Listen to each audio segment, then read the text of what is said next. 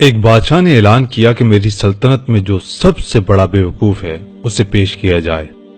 بادشاہ بھی بادشاہ ہی ہوتے ہیں۔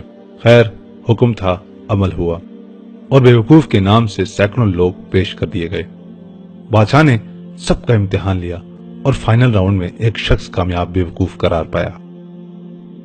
بادشاہ نے اپنے گلے سے ایک قیمتی ہار اتار کر اس بیوقوف کے گلے میں ڈال دیا۔ وہ بیوقوف اعزاز پا کر اپنے گھر لوٹ گیا۔ ایک عرصے بعد وہ بیوقوف بادشاہ سے ملنے کے خیال سے آیا۔ بادشاہ اس وقت مرض الموت میں آخری وقت گزار رہا تھا۔ بادشاہ کو بتایا گیا، بادشاہ نے اذن ملاقات بخش دیا۔ بیوقوف حاضر ہوا اور بادشاہ کو دیکھ کر کہنے لگا، بادشاہ سلامت، آپ لیٹے ہوئے کیوں ہیں؟ بادشاہ نے مسکرایا اور کہا، میں اب اٹھ نہیں سکتا کیونکہ میں ایک ایسے سفر پر جا رہا ہوں جہاں سے واپسی نہیں ہوگی، اور وہاں جانے کے لیے لیٹنا ضروری ہے۔ اس شخص نے حیرت سے پوچھا، واپس نہیں آنا؟ کیا ہمیشہ وہیں رہنا ہے؟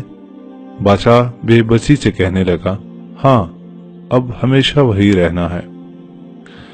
اس پر اس نے بڑے تجسس کے ساتھ بادشاہ سے پوچھا، تو آپ نے وہاں یقیناً بہت بڑا محل، بہت بڑے باغیچے، بہت سے غلام اور بہت سا ساز و سامان سوانح کر دیا ہوگا نا؟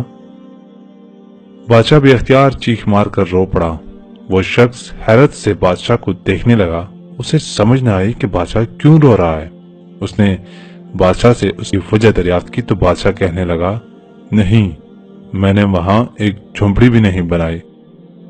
بیوقوف کہنے لگا، کیا ایسے کیسے ہو سکتا ہے؟ اس شخص نے حیرانگی سے پوچھا، بادشاہ سلامت، آپ سب سے زیادہ سمجھدار ہیں، ہمارے بادشاہ ہیں۔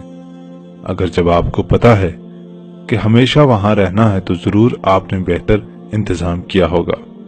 بادشاہ کے لہجے میں بلا کا درد تھا۔ بادشاہ نے کہا، نہیں، افسوس، صد افسوس کہ میں نے کوئی انتظام نہیں کیا۔ اس بیوقوف شخص نے اپنے گلے سے وہ ہار اتارا اور بادشاہ کے گلے میں ڈال کر کہنے لگا، تو پھر بادشاہ حضور، اس ہار کے حقدار آپ مجھ سے زیادہ ہیں۔ اس کہانی کو پڑھنے کے بعد ہمیں اپنے آپ سے ایک سوال کرنا چاہیے کہ کہیں ہم بھی وہی غلطی تو نہیں کر رہے جو بادشاہ نے کی تھی، دنیا میں پوری طرح گم ہو کر اور آخرت کو بھول کر۔